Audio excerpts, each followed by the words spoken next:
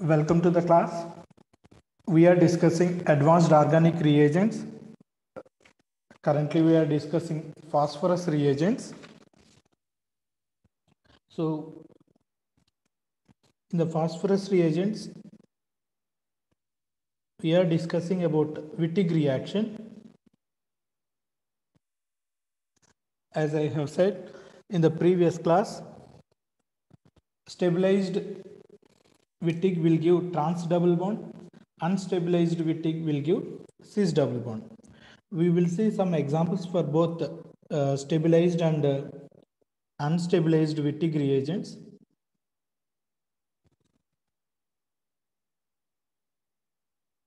This is an unstabilized Wittig reagent because this group is an electron releasing group. So that is why it is an unstabilized Wittig reagent. When we treat this Wittig reagent with this carbonyl, since it is an unstabilized Wittig reagent, we will get Z double bond.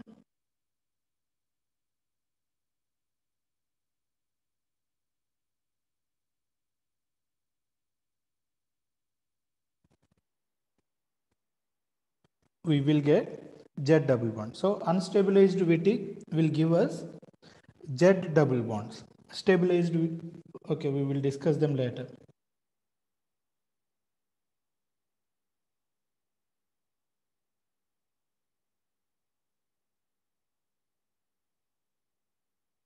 As we know, if alkyl halide is there, then we can convert alkyl halide into alkyl triphenyl phosphine using our Bujov reaction.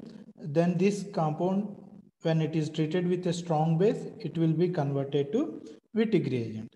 Then that will be condensed with a carbonyl. Generally, we will use either aldehydes or ketones with Wittig reagents. You write the product.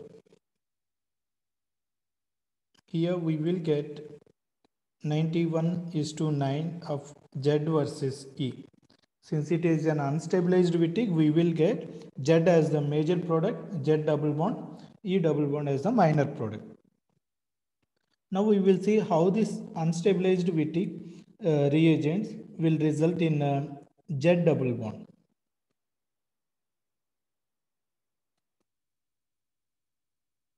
Take this unstabilized Wittig reagent.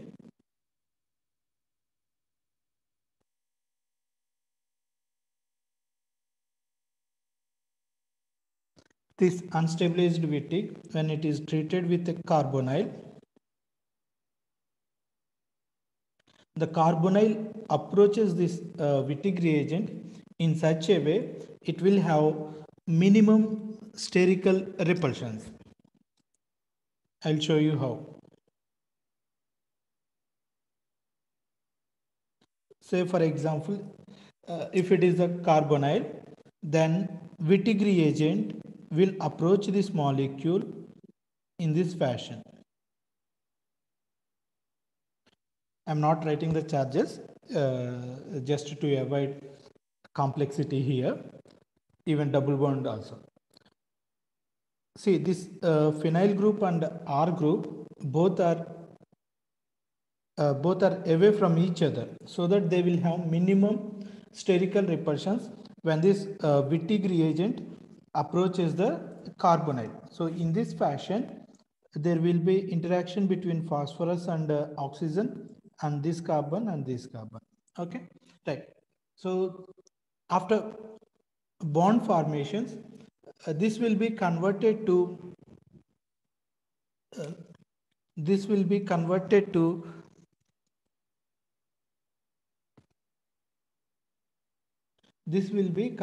to oxaphosphetane with please mute yourself. This will be converted to an oxaphosphetane with syn stereochemistry. Oh, it's not showing, right?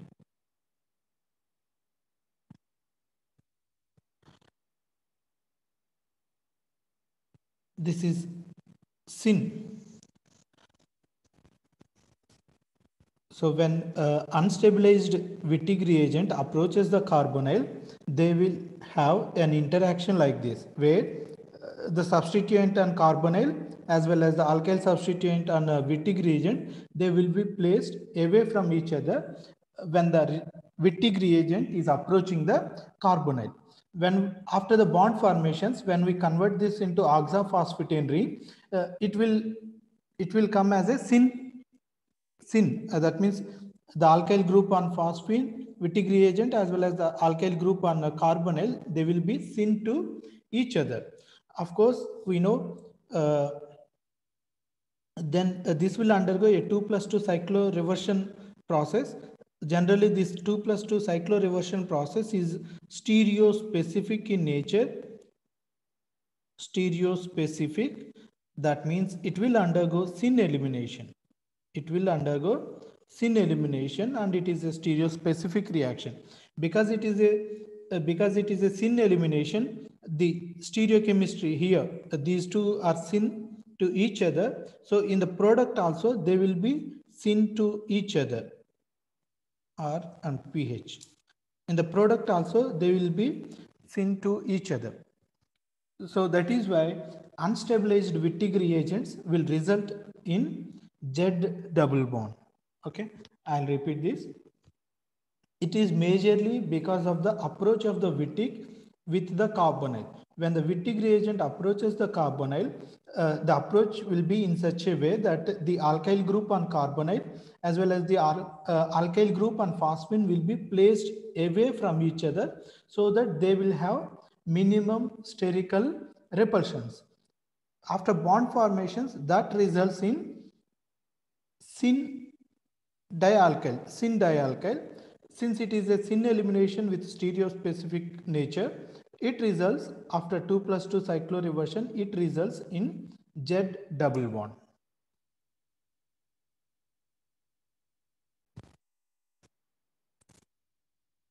Yeah, we have just seen the mechanism for unstabilized Wittig reagents.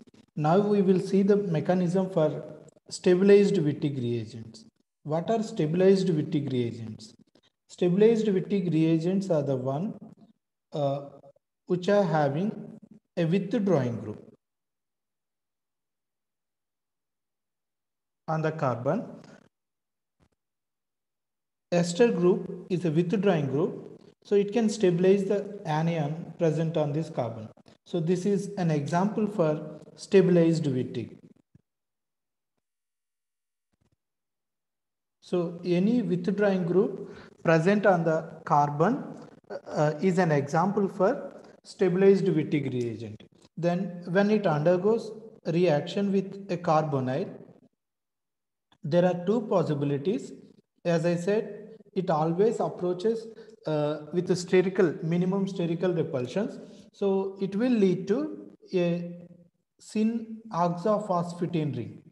Oxaphosphatane ring, syn. This is oxaphosphatane ring. It is syn. In this case, it is having sterical repulsions because these two groups are on both these groups are on the same phase, so it is unstable. So the decomposition or cycloreversion, 2+2 cycloreversion, is little bit slow here.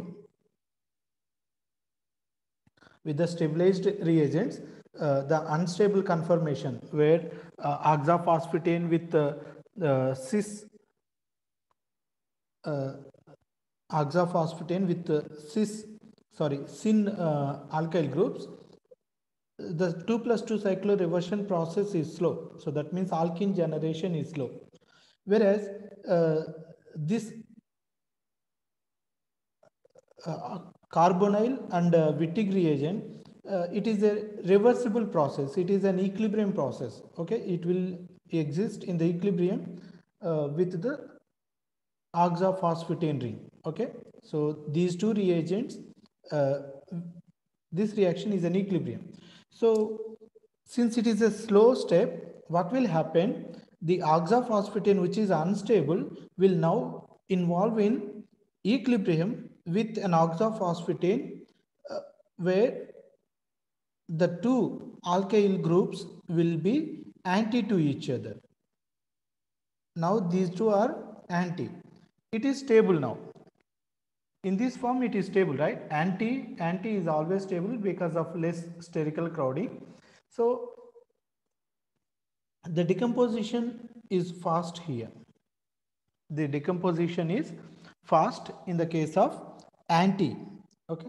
So with stabilized Wittig, what will happen?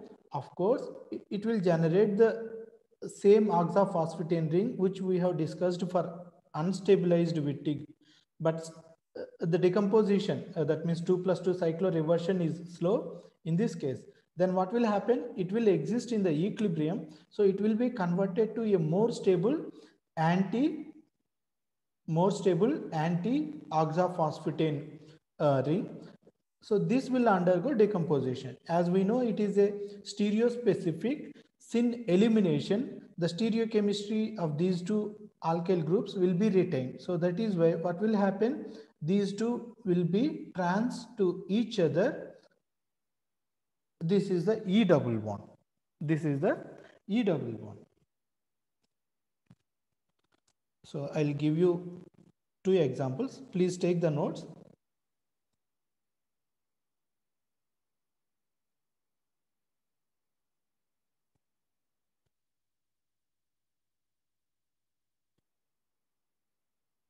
This is a carbonyl. So again, it will be a stabilized Wittig reagent. So it generates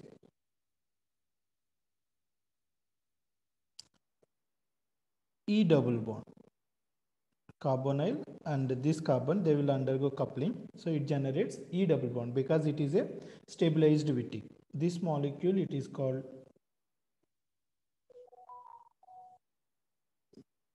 juveonone.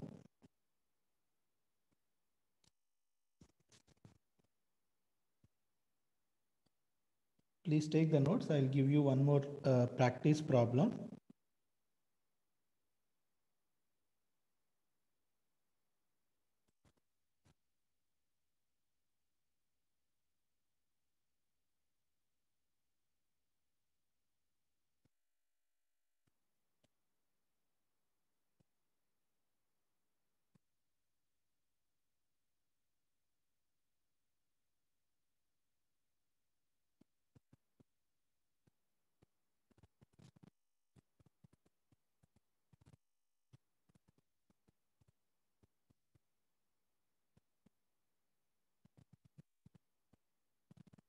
Just take these two practice problems. This is a stabilized Wittig. After Wittig reaction, we have one more carbonyl group. Then this carbonyl can be treated with one more Wittig. In this case, we are giving unstabilized Wittig. So here we will get E double bond. This we will get Z double bond.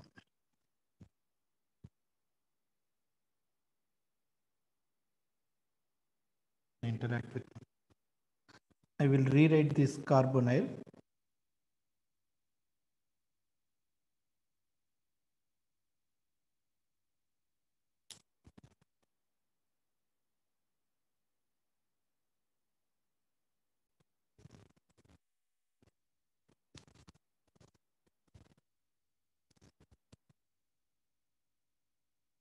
I'll give you some more practice problems. You write the products.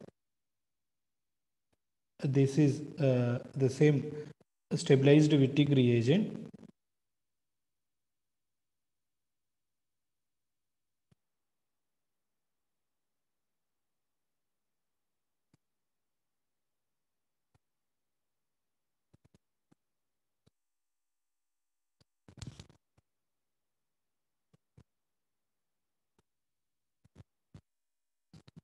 What is the product? Even this is the double bond, E double bond. So this can also be obtained via a Wittig reaction from this carbonyl, right? You write the reagent, how we can convert this carbonyl to this.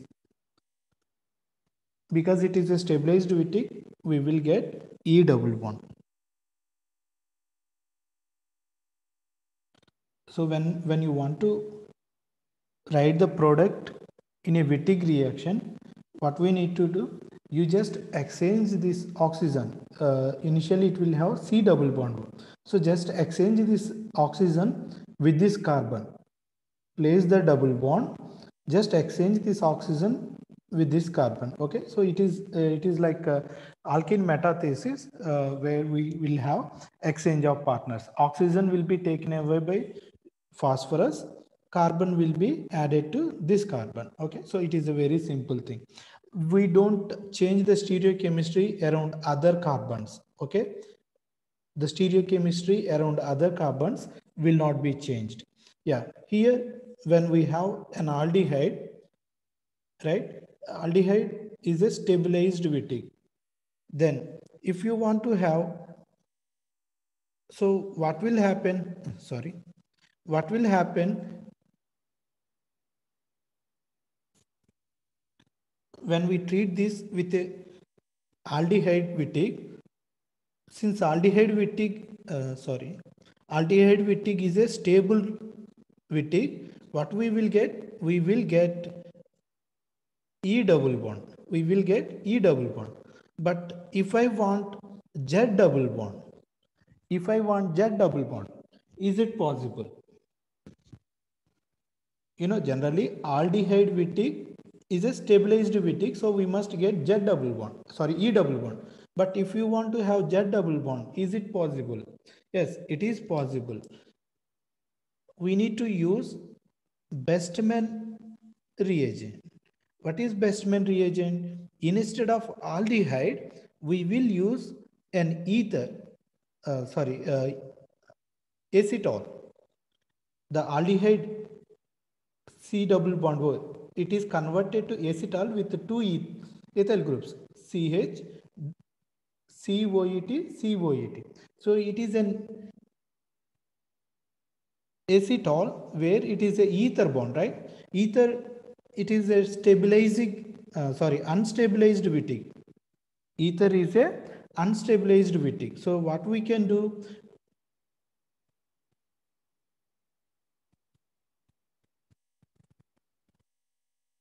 we can hydrolyze that. So this is a two-step reaction. Okay. This is called Bestman-Wittig. Bestman-Wittig or Bestman reagent. So I don't need to discuss each and every step, right? Instead of aldehyde, what we are taking? We are taking acetal of the aldehyde with ethyl groups. Since it is a OET, it is a unstabilized Wittig reagent, so it will give Z double bond. Here we will have OET. So that acetal will be hydrolyzed so that we will regain our carbonyl aldehyde, right? So generally direct aldehyde Wittig is a stabilized Wittig that will give us E double bond. If you want to have Z double bond, what we need to do? We need to go for Bestman reagent. What is Bestman reagent? The aldehyde is converted to acetal, then it becomes unstabilized Wittig. Because it is unstabilized Wittig, we will get Z double bond. Then this acetal is hydrolyzed under acidic conditions to the carbonyl.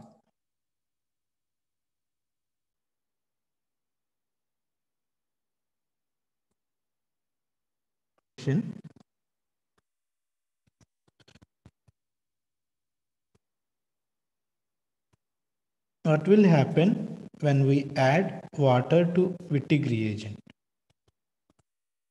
You just add water to Wittig reagent, any Wittig, either it is stabilized Wittig or unstabilized Wittig.